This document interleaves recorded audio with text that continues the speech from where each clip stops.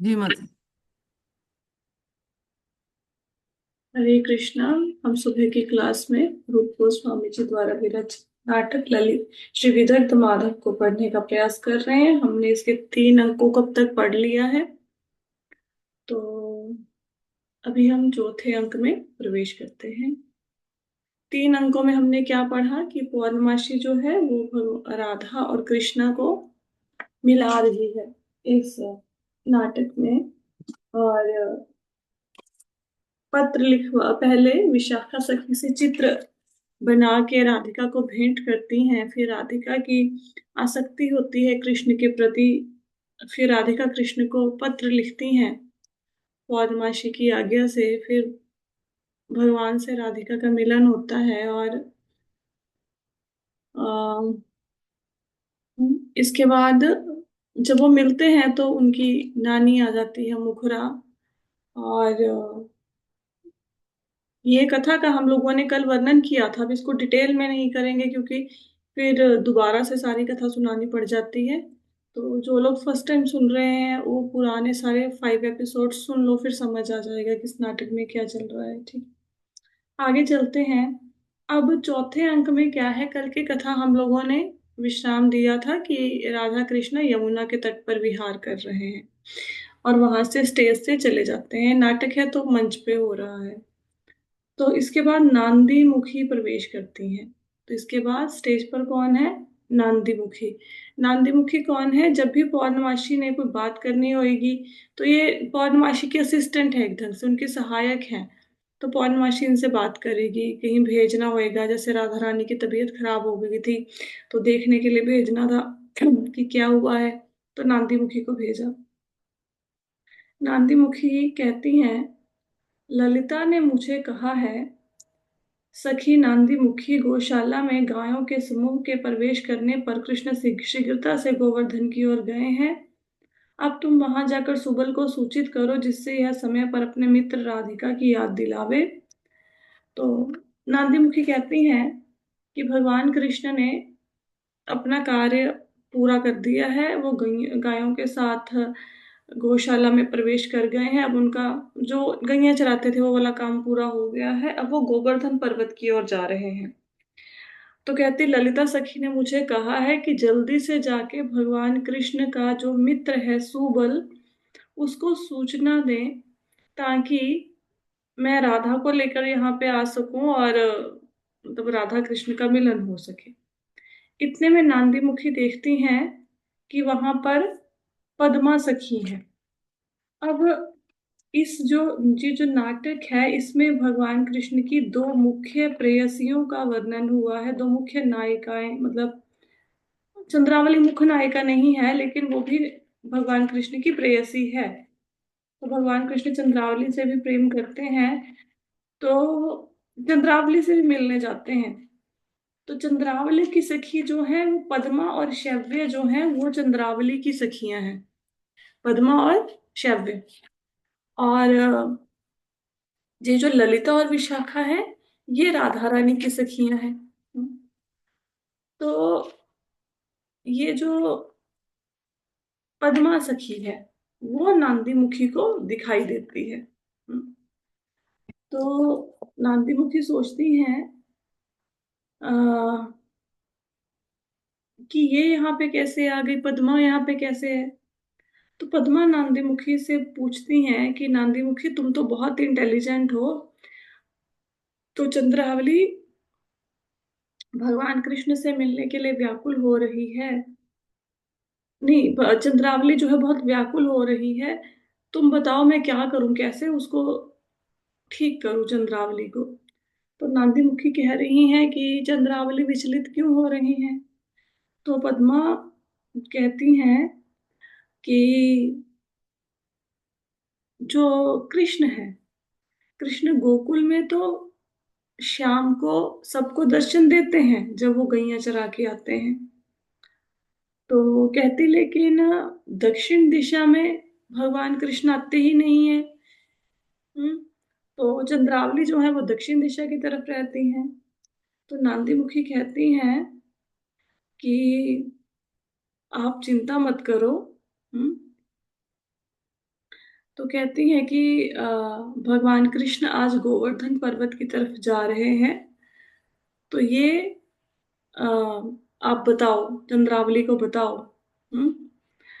तो ये क्या और ये भी बताती है कि जो भगवान कृष्ण है वो राधा रानी से तो प्रेम करते ही हैं, लेकिन बाकी गोपियों को भी प्रेम करते हैं। राधा रानी सर्वश्रेष्ठ है, लेकिन बाकी गोपियां भी भगवान कृष्ण से मिलती थी। तो कहते चंद्रावली और बाकी गोपियों में भी भगवान कृष्ण की आसक्ति है, ये बताती हैं पद्मा को। अब यहाँ पे इस नाटक को पढ़कर हमें ये नहीं सोचना चाहिए कि जो भगवान कृष्ण है वो तो ऐसे लड़कियों के पीछे पीछे घूमते थे जी, गोपियों के पीछे पीछे घूमते थे। उधर राधा से मिल रहे हैं, इधर चंद्रावली से मिल रहे हैं भी, फिर बाकी गोपियों से मिल रहे हैं। तो ये तो ऐसे मतलब लंपर टाइप है हाँ जी, तो ऐसे घूमते रहते हैं, ऐसा नहीं है। देखो जो भगवान कृष्ण है ना, वो आत्माराम है। हम्म। आत्माराम का मतलब क्या होता है? आत्माराम के बहुत से अर्थ चैतन्य महाप्रभु ने बताए हैं। चैतन्य चरितामृत में आप इसको पढ़ोगे। हम्म। सार्वभौम भट्टाचार्य जी से उन्होंने आत्माराम के बहुत अर्थ बताए हैं।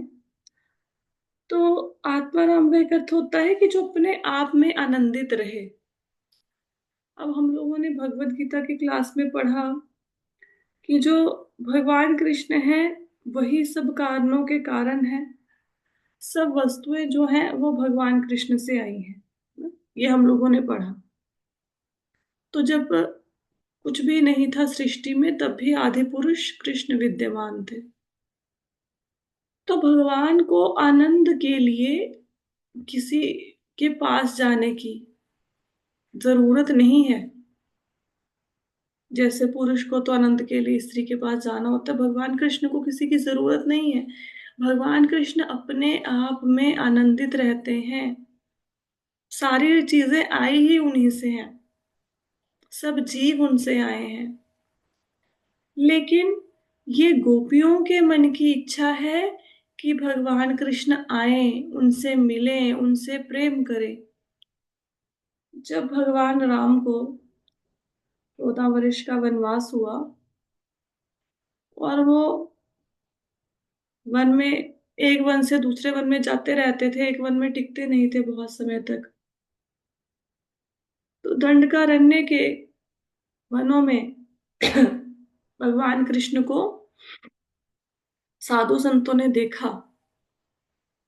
और भगवान कृष्ण बहुत ही सुंदर, भगवान राम बहुत ही सुंदर थे। वो इतने अधिक सुंदर थे कि उनको देखकर सब लोग मोहित हो जाते थे। तो जब भगवान राम को साधु संतों ने देखा तो उनके मन में इच्छा हुई कि वो स्त्री बन जाएं और भगवान का आलिंगन करें। तो उनके मन में माधुर्य प्रेम की इच्छा उत्पन्न हुई, ऋषियों के मन में, जो कि उस समय पुरुष थे। तो भगवान राम जो है, भगवान राम तो वो तो पति, एक पत्नी व्रता है। भगवान राम ने तो सीता माता को ये कहा था कि भाई मैं जब विवाह होके आया तो उन्होंने कहा कि मैं आपको एक वचन देता हूँ कि राजाओं की परंपरा होती है कि उनकी बहुत सी रानियां होती हैं, लेकिन मैं आपके सिवाय किसी और से विवाह नहीं करूंगा। तो जब ऋषि भगवान राम को वनवास हुआ, वो वनों में भटक रहे हैं, तो उस समय जो ऋषि मुनियों ने दर्शन किए उनके उनके मन में इच्छा हुई कि भगवान राम से हमें, मतलब जैसे एक प्रेमी प्रेमिका का प्रेम का आदान प्रदान होता है, पति पत्नी में प्रेम का आदान प्रदान होता है, ऐसे हमारे साथ भगवान राम का प्रेम का आदान प्रदान हो। उनके मन में ये इच्छा जागृत हुई। भगवान राम ने जान लिया, वो तो अंतर्यामी है, लेकिन कुछ बोला नहीं, चुप रहे। उन्होंने ऋषि मुनियों को आश्वस्त किया मन में कि इस अवतार में तो मैं एक पत्नी व्रता हूं, मैं मर्यादा पुरुषोत्तम हूँ। भगवान राम जो है वो मर्यादा पुरुषोत्तम है, और जो कृष्ण है वो लीला पुरुषोत्तम है।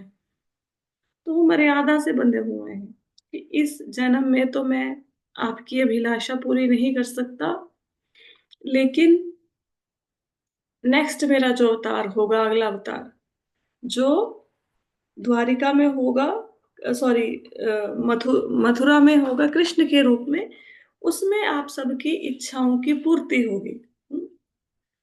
तो भगवान राम जब कृष्ण के रूप में आए, कृष्ण अवतार हुआ, तो सारे वो जो साधु सन्यासी महात्मा थे, ये ही व्रज की गोपियां बनी। हम्म। और ये जो ब्रज की गोपियां बनी, क्योंकि इन्होंने, ऐसा नहीं है कि ब्रज की गोपियों में मतलब सडनली उनका भगवान कृष्ण से अनुरक्ति हो गई, या उन्होंने पिछले जन्म में कोई पुण्य कर्म नहीं किए थे, फिर भी उनको कृष्ण की, हालांकि भगवान के हेतु की कृपा हो सकती है, भगवान चाहे तो किसी को बिना किसी कारण के अपने दर्शन दे सकते हैं, भले ही उसने पुण्य कर्म किए हो नहीं किए हो, भगवान की इच्छा है।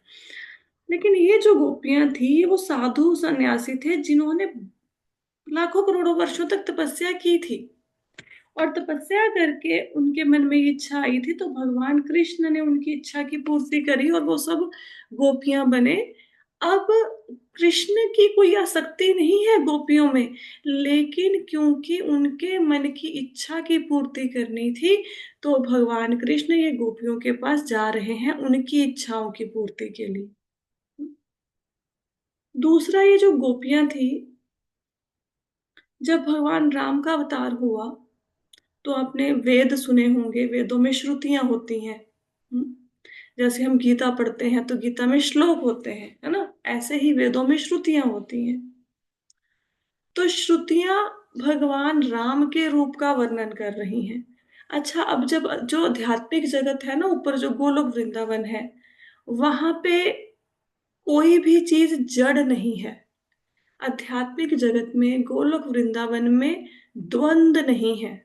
द्वंद का अर्थ क्या होता है कि वहां पे जो ओपोजिट्स होते हैं ना, सुख, सुख का उल्टा दुख, जवानी का उल्टा बुढ़ापा, लाभ का उल्टा हानि, हार का उल्टा जीत, ये द्वंद नहीं है ऊपर के लोक में।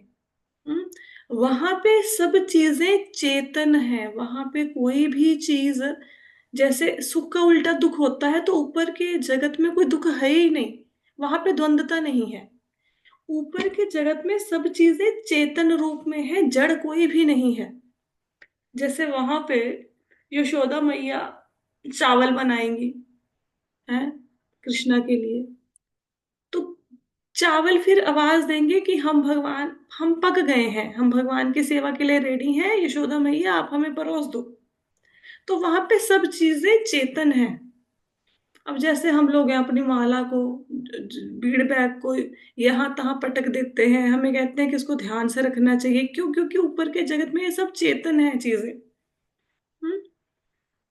तो जब श्रुतियां भगवान राम की महिमा का वर्णन कर रही थी, तो श्रुतियां भी मूर्तिमंत हैं। जैसे हम कहते हैं कि नदियां हैं, तो एक तो नदी होगी जैसे गंगा नदी, वो तरल अवस्था में बह रही है, जो हम गंगा में स्नान करते हैं, हम देखते हैं गंगा को। एक गंगा का रूप भी है। शांतनु महाराज की गंगा से शादी हुई, तो पानी से शादी थोड़ी ना हो गई थी उनकी, उनका एक रूप है। हाँ। तो जब भागवतम की कथा हुई, जब सनकादि ऋषियों ने सुनाई, तो वेद वहां पे मूर्तिमंत होके आए, वहां पे तीर्थ आए, वहां पे गंगा यमुना नदियां आई, जो सारी नदियां तीर्थ वेद वहां पे आए हैं। इसका मतलब ये नहीं है कि कथा सुनने के लिए बड़ी बड़ी किताबें आके बैठ गई, या जल बहुत सा आ गया, वहां पे बाढ़ आ गई, नहीं। वो मूर्तिमंत होके आए, उनका रूप भी है। एक गंगा नदी तरल फॉर्म है, जैसे तुलसी महारानी है। तुलसी महारानी एक तुलसी का पौधा है। एक तुलसी महारानी वृंदा देवी के रूप में राधा रानी की और कृष्ण की निकुंज की सेवा करती हैं। वो बताती हैं सब सखियों को कि कहाँ पे शैया लगानी है, कैसे फूल रखने हैं, कैसे माला बनानी है। ये वृंदा देवी का कार्य है। एक वृंदा देवी वृंदावन की देवी हैं, जो उनकी रक्षा करती हैं, उनकी देवी वृंदा देवी जिसको हम कहते हैं। तो श्रुतियां जब बखान कर रही थी भगवान कृष्ण की राम की सुंदरता का, कि भगवान राम ऐसे हैं, कमल जैसे उनके नयन हैं, उनका रंग इतना सुंदर है, श्याम वर्ण उनका रंग है, आंखें बड़ी बड़ी हैं, पाँव कोमल है, इतना सुंदर वर्णन, इतना सुंदर वर्णन कि श्रुतियों को वर्णन करते करते उनसे प्रेम हो गया। जो शब्द थे उनको भगवान कृष्ण राम से प्रेम हो गया। अब भगवान राम फिर एक पत्नी वाले, है ना।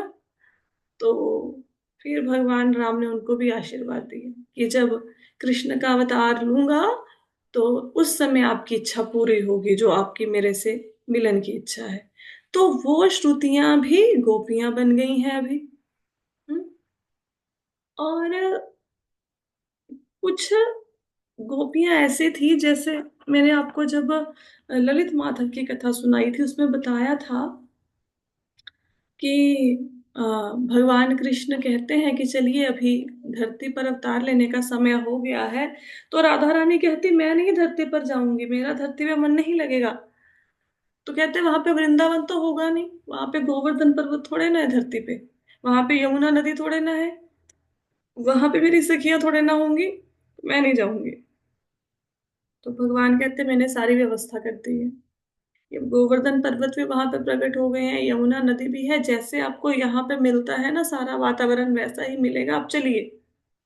तो राधा रानी फिर आई, फिर वो गोलोक वृंदावन से यहाँ पे अवतरित हुई।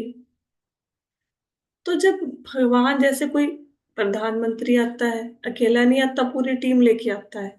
कोई हीरो आएगा वो अपने मेकअप आर्टिस्ट को भी लेके आएगा, है ना, अपने खाना बनाने वाले को भी साथ में लेके आएगा, ऐसे वो सारी टीम को लेके आते हैं। तो भगवान कृष्ण भी जब आते हैं तो वो अपने पार्षदों को वहां पे छोड़ के नहीं आते, वो अपनी टीम के साथ आते हैं। तो जो सखियां राधा कृष्ण के साथ वहां पे नित्य निवास करती हैं, वो सखियां भी वृंदावन में आई। हम्म? वो भी गोपियां बन के आई। हाँ, नित्य सिद्धा कहते हैं इनको, नित्य सिद्धा। तो नित्य सिद्धा गोपियां भी आई। जो जो देखो, जो तो हमेशा से भगवान के साथ है, आदिकाल से, उनको नित्य सिद्धा कहते हैं। जो हमेशा से भगवान के साथ नहीं है, जो उनके पार्षद हैं, उनके असिस्टेंट हैं, हमेशा से उनके साथ नहीं है, लेकिन तपस्या करके, तप करके, भक्ति करके अब वो उस पदवी तक पहुंच गए हैं कि वो भगवान का मतलब भगवान के पास रह सकते हैं, तो उनको कहते हैं साधन सिद्धा। कि शुरू से नहीं है लेकिन वो साधन कर करके भगवान के पास गए हैं। तो नित्य सिद्धा गोपियां आई, साधन सिद्धा गोपियां आई, मतलब ऋषि मुनि, दंडकारण्य वन के ऋषि मुनि जिनकी भगवान राम से मिलन की इच्छा थी, वो गोपियां बन के आई, श्रुतियां गोपी बन के आई, नित्य सिद्धा गोपियां गोपियां बन के आई। और कुछ वृंदावन की ऐसी गोपियां थी जिनको, वो ना तो श्रुतियां थी, ना वो ऋषि मुनि थे, ना वो नित्य सिद्धा थी। उनको, उनका बाकी सखियों को देख देख कर भगवान कृष्ण में अनुराग हो गया, आसक्ति हो गई, बाकी सखियों की संगति से उनकी आसक्ति हो गई। तो वो भी वृंदावन में है। ठीक है, तो चार गोपियां पता लगा। अब ये जो सारी गोपियां हैं ये सब भगवान कृष्ण से प्रेम करती हैं। तो भगवान कृष्ण जब इनसे मिलने जाते हैं तो ये प्रेम का आदान प्रदान गोपियों की प्रसन्नता के लिए होता है। भगवान तो अपने आप में आनंदित है, उनको किसी चीज की जरूरत नहीं है। वो स्वयं, अब भगवान विष्णु है, वो योग निद्रा में रहते हैं, तो योग निद्रा में बोर थोड़े ना होते हैं कि मैं ऐसे लेटा हुआ हूँ यहाँ पे योग निद्रा में हूँ, वो तो अपने आप में आनंदित है। अब जो शिव है ना, शिव को आप देखेंगे उनकी आंखें आदि बंद होती हैं, वो ध्यान करते हैं भगवान का, वो बोर थोड़े ना होते हैं कि मैं तो यहाँ पे आंखें बंद करके बैठा हूँ, मुझे कुछ चाहिए, लीला चाहिए। नहीं, ये जो लीलाएं होती हैं ये इसलिए होती हैं ताकि अगर लीला नहीं होगी तो हम सुबह की क्लास में पढ़ेंगे क्या, दोपहर की क्लास में क्या पढ़ेंगे। अब किसी की कोई लीला होती है, उसी को कथा के रूप में पढ़ा जाता है ना भगवान की, तो हम फिर किसको याद करेंगे, कैसे भगवान के प्रति हमारी अनुरक्ति होगी, कैसे हमारा अनुराग होगा, कैसे आसक्ति होगी। तो इसलिए ये लीलाएं होती हैं। तो आपने ये नहीं सोचना अभी इस कथा में कि कृष्णा अभी तो राधा रानी के पीछे पीछे घूम रहे थे, अभी वो चंद्रावली के पास जाएंगे। ये तो लंपट हैं जी, ये तो गोपियों के पीछे घूमते हैं। तो वृंदावन की ये जो गोपियां हैं, इनकी तो शादी हो चुकी है, इनके तो पति हैं। ये गोपी अपने पतियों को छोड़ के आई, और ये तो भगवान कृष्ण के पीछे हैं, तो ये इन्होंने तो अपना पतिव्रता धर्म का पालन नहीं किया। ऐसा नहीं है। जैसे हम सब लोग हैं जो कथा सुन रहे हैं, हम भी तो भगवान कृष्ण से प्रेम करते हैं ना। ऐसा तो कुछ है नहीं जिसको भगवान कृष्ण से प्रेम नहीं है। तो इसका मतलब क्या है? कि हम पतिव्रता नहीं है ना? तो भगवान कृष्ण सबके हैं, वो सबसे ही प्रेम करते हैं। आइडली इस पूरी दुनिया में सब लोग स्त्री हैं। जैसे हम लोग जेंट्स भी समझते हैं ना कि जेंट्स है, ये तो भौतिक रूप मिला हुआ है। भौतिक रूप में जैसे किसी को कुत्ते का रूप मिल गया, किसी को गधे का मिल गया, किसी को स्त्री का मिल गया, किसी को पुरुष का मिल गया, ये तो भौतिक रूप है जो हमारे पूर्व जन्मों के कर्मों का परिणाम है। अगर किसी की मृत्यु के समय बहुत अधिक आसक्ति हुई अपनी पत्नी में, या किसी में भी अपनी बेटी में कि भाई बेटी का क्या होगा, है ना, ऐसे महिला का चिंतन हुआ मृत्यु के समय, तो वो अगले जन्म में इंसान क्या बनेगा? वो पुरुष बनेगा, वो जेंट्स बनेगा, ताकि वो स्त्री का भोग कर सके। नहीं सॉरी, पुरुष पुरुष की मृत्यु हुई तो उसने पत्नी का ध्यान किया, तो अगले जन्म में वो महिला बनेगा। मृत्यु के समय अगर फीमेल का ध्यान करेंगे तो अगले जन्म में फीमेल बनेंगे। और अगर कोई मतलब पत्नी है, उसकी डेथ हो रही है, वो अपने पति का ध्यान किए जा रही है, मेरे पति का क्या होगा क्या होगा, तो वो अगले जन्म में जेंट्स बनेंगी। ऐसा अगला जन्म होता है। हम्म। तो अब ये जो हमें शरीर मिला हुआ है, ये तो हमारे मृत्यु के समय जो पिछले जन्म में इच्छा थी उसके कारण मिल गया हमें।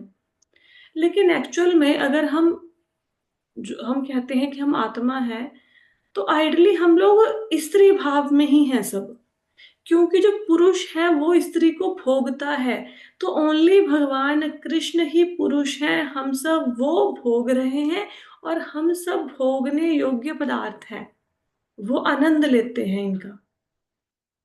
तो कोई भी पुरुष है ही नहीं आइडली, पुरुष सिर्फ भगवान कृष्ण है। हम्म, ये ऊपर के आवरण है जिसकी वजह से हम किसी को कहते हैं तू गोरा, तू काला, तू मोटा, तू पतला, ये तू स्त्री, तू पुरुष। तो ऊपर के आवरण है ना? तो ये नहीं समझना कि भगवान कृष्ण ऐसे गोपियों के पीछे पीछे घूमने वाले हैं। या कोई आजकल के बच्चे कहते हैं कि कृष्ण कितनी रानियां थी, मेरी भी 4 गर्लफ्रेंड्स हैं, तो क्या हो गया, वो भी मिलते थे, मिलता हूँ। अरे वो भगवान है, वो 16,108 रानियों को शादी भी करा सकते हैं, उनको उनके लिए महल भी बनवा सकते हैं, हर एक से 10-10 बच्चे भी पैदा कर सकते हैं। और 1 लाख जब उनकी 1 लाख से भी ऊपर संतानें हो जाएंगी, तब उनके भी बच्चे होंगे, वो भी 10-10 होंगे। जैसे एक एक एक रानी से भगवान कृष्ण को 10-10 संतानें थी, और उनकी जो शादियां करे तो उनके भी आगे 10-10 संतानें हुई।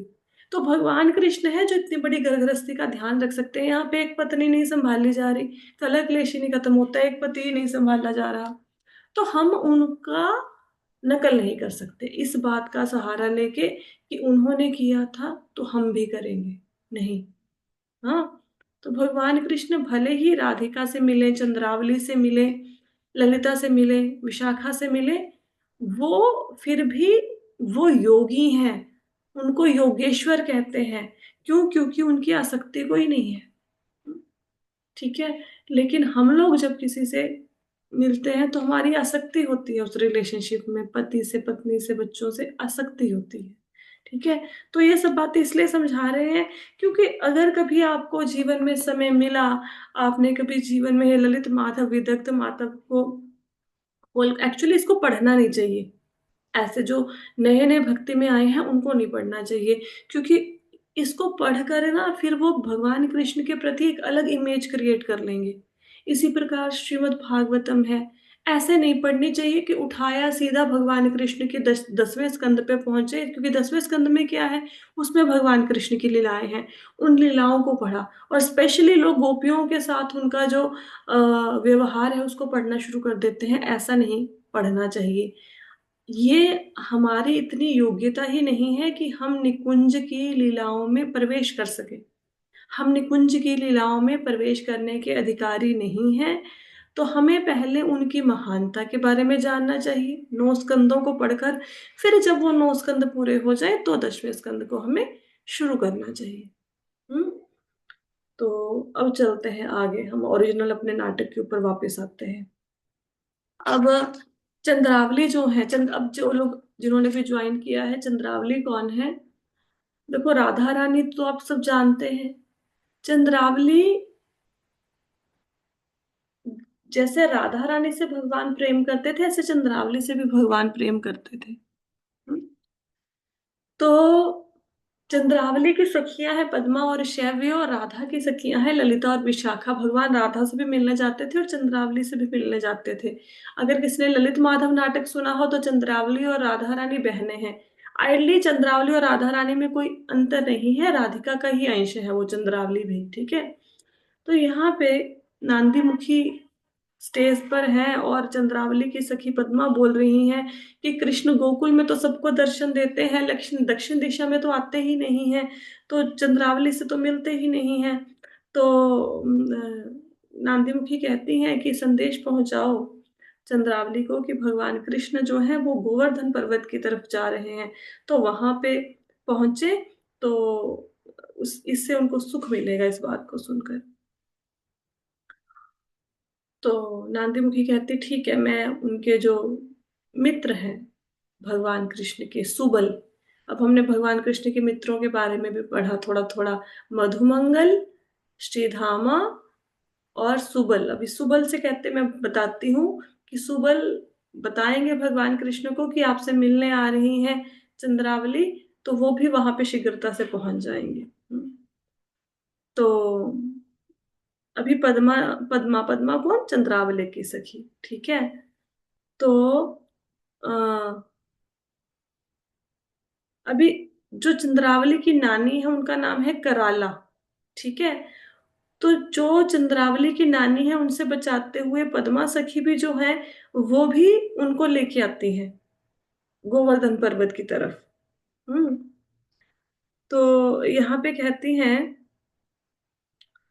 चंद्रावली को पद्मा कि ये तुम ना अपनी नानी की बात को मानना छोड़ो, जो कहती हैं, कराला कहती हैं कि नहीं, बाहर नहीं जाना, घर में बैठो, बाहर कृष्ण घूमता है और ये मुरली बजा बजा के तुम्हें बुलाता है, तुम सब लोग भागी जाती हो, तो ये तुम्हारे मन को हरता है, बैठो यहाँ पे घर पे। तो कहते कराला की ऐसी बातें मानने की जरूरत नहीं है अपनी नानी की, ठीक है।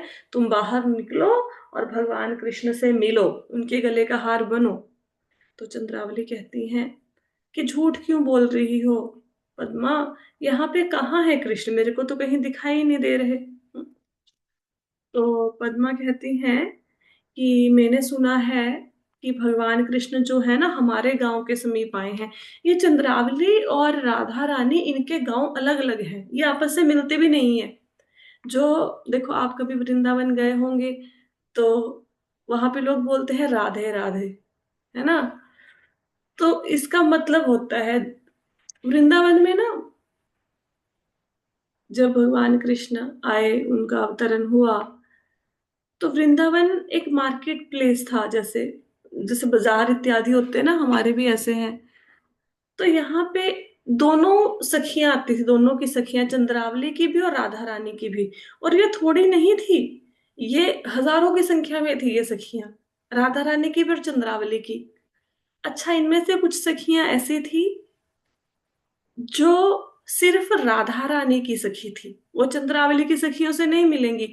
वो सिर्फ राधा रानी की सखियां, उन्हीं की सेवा करेंगी, उन्हीं से मेल जोल रखेंगी, चंद्रावली की सखियों से नहीं मिलेंगी।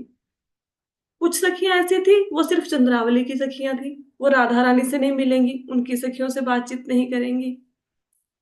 कुछ सखियां ऐसी थी जो राधा रानी की सखियां तो थी लेकिन चंद्रावली की सखियों से भी मिलती जुलती थी। और कुछ चंद्रावली की ऐसी सखियां थी कि मेन तो चंद्रावली की थी लेकिन राधा रानी की सखियों से भी मिलती जुलती थी। हाँ। तो जब हम राधे राधे कहते हैं तो राधे राधे का अर्थ ये होता है कि मैं राधा रानी की सखी हूँ, और मैं राधा रानी की ही सखी हूँ, मैं चंद्रावली की सखी नहीं हूँ, मैं चंद्रावली की सखियों से नहीं मिलती जुलती, ठीक है। तो ऐसे होता है, जो एक बार राधा कहा उसका अलग अर्थ होता है, ये अर्थ होते हैं। ये बहुत सुंदर, ये भी एक बहुत सुंदर कथा है। तो कहती हैं तो मतलब ना, ये चंद्रावली के गांव में भगवान कृष्ण थोड़ा कम जाते थे। इधर गोकुल में तो उनका अपना घर था, तो इधर तो आना ही होता था। तो चंद्रावली को बता रही हैं पद्मा कि मैंने सुना है आज हमारे गांव में आए हैं, हमारे गांव के पास जो वन है वहां पे भगवान कृष्ण आए हैं। ठीक है। तो कहती हैं पद्मा क्या तुम सच बोल रही हो? तो कहती हाँ, और नहीं तो क्या, सच में भगवान कृष्ण आए हैं। तो ऐसे पद्मा और चंद्रावली बात कर रही हैं, उधर कृष्ण कृष्ण जो है वो चल रहे हैं गोवर्धन पर्वत की ओर, और साथ में कौन है उनका मित्र, क्या नाम है, सुबल। तो सुबल कहते हैं कि सॉरी कृष्ण कहते हैं कि देखो सूर्य अस्त हो रहा है लेकिन मेरे अंदर का ताप कम नहीं हो रहा। क्यों ताप नहीं कम नहीं हो रहा? तो क्योंकि वो अपनी सखी से नहीं मिले हैं आज। तो सुबल कहते हैं कि आज आपने अपना जो गो दोहन का काम था, दूध दोहना था गैयों से, वो काम भी पूरा नहीं किया और फटाफट से इधर आ गए हो आप गोवर्धन पर्वत की तरफ, ऐसा क्यों? तो कहते हैं कि कोई मोर आया था और मोर ने चंद्रावली का वर्णन किया, फिर मुझे चंद्रावली की याद आई तो मैंने सोचा उसको देख के आऊं। तो सुबल कहता है कि फिर ऐसा करो आप बांसुरी बजाओ।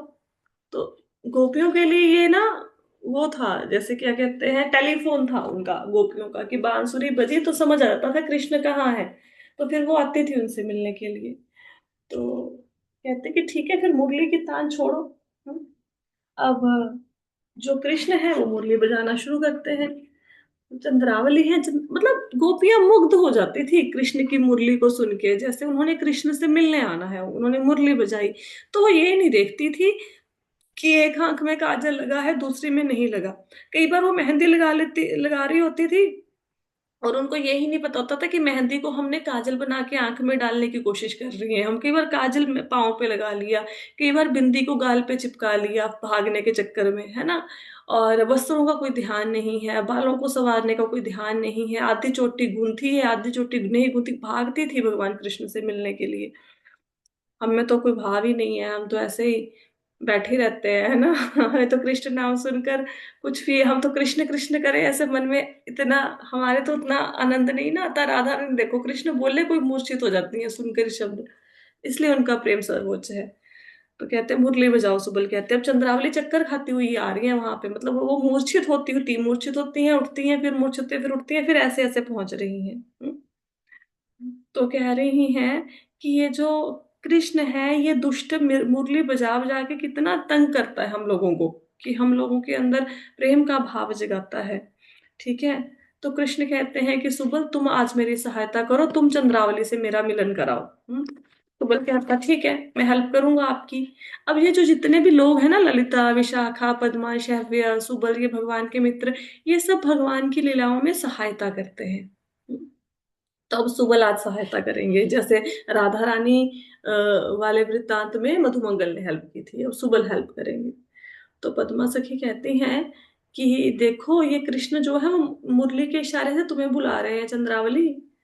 तो चंद्रावली कहती हैं, मन में सोचती हैं कि भाई मेरे में तो कोई ऐसे कोई पुण्य है नहीं कि मैं आपको मतलब छू सकूं, आपका आलिंगन कर सकूं। लेकिन ये मुरली की किस्मत बहुत अच्छी है बांसुरी की। तो कहते देखो मुरली हल्की है, कठोर है। मुरली बांसुरी किसकी बनी होती है, लकड़ी की, तो लकड़ी तो कठोर होती है ना। मोटी सी बांसुरी है, कोई इसमें रस भी नहीं है उस लकड़ी में, जगह जगह के पे छेद हो रखे हैं मुरली में। लेकिन देखो कैसे पुण्य है कि भगवान के अधरों से लगी रहती हैं, हमेशा भगवान के पास रहती हैं, भगवान हमेशा अपने पास रखते हैं मुरली। कितना सौभाग्य है मुरली का। तो कहते विशेष पुण्य किए होंगे किसी ने। तो कृष्ण देखते हैं कि सामने चंद्रावली आ गई हैं। ठीक है। तो कहते हैं कि चंद्रावली का अर्थ होता है चांद की पंक्ति, बहुत सारे जब चंद्रमा एक लाइन में खड़े होते हैं तो उनको कहते हैं चंद्रावली। हम्म तो चंद्रावली को देख के कहते हैं कि चंद्रावली तुम इतनी सुंदर हो कि तुम्हारा मुख भी चंद्रमा के समान है, तुम्हारे नाखून भी चंद्रमा के समान है, दोनों कुंडल हैं कानों के वो भी चंद्रमा के समान है, तुम्हारा मस्तक भी चंद्रमा के समान है। तो तुम सच में चांदों, जो चंद्रमा है उनकी पंक्ति हो। हम्म तो चंद्रावली थोड़ा लजाती हैं। तो कृष्ण कहते हैं कि मैं ना असुरों का नाश करते करते थोड़ा व्यस्त रहता हूँ। कभी गोकुल में कोई राक्षस आ जाता है, कभी कोई राक्षस आ जाता है, तो मैं उनको मारते मारते ना व्यस्त हो गया हूँ। तो इसलिए मुझे समय नहीं मिला कि मैं तुम्हें आके मिलूं, इसलिए इतने दिनों से मैं तुम्हें मिल नहीं पाया। तो चंद्रावली कहती हैं कि जो भंवरा होता है उसको तो नए नए फूल अच्छे लगते हैं, उसको पुराने फूलों में कोई उसका प्रेम नहीं होता। तो चंद्रावली कहती कृष्ण कहते कि नहीं चंद्रावली, तुम तो हमेशा नई हो मेरे लिए। तो पद्मा सखी कहती हैं कि अ, आपको कौन सा हमारे, कृष्ण कहते हैं कि मेरे को बहुत विरह वेद, मैं तुम्हारे वियोग में तड़प रहा हूँ चंद्रावली। तो पद्मा कहती कि कोई नहीं तड़प रहे हो आप चंद्रावली के उसमें, मेरी सखी के वियोग में कोई नहीं तड़प रहे हो। तो सुबल अब वहां पे थोड़ी बटरबाजी करेगा, वो मक्खन लगाएगा, है ना। तो सुबल कहते हैं अरे ऐसा मत कहो चंद्रावली, मेरा मित्र जो है वो तो जैसे चकोर होता है, वो चांद को देखता रहता है ना, मेरा मित्र तो सारा दिन यही सोचता रहता है कब मैं चंद्रावली से मिलूंगा। हम्म।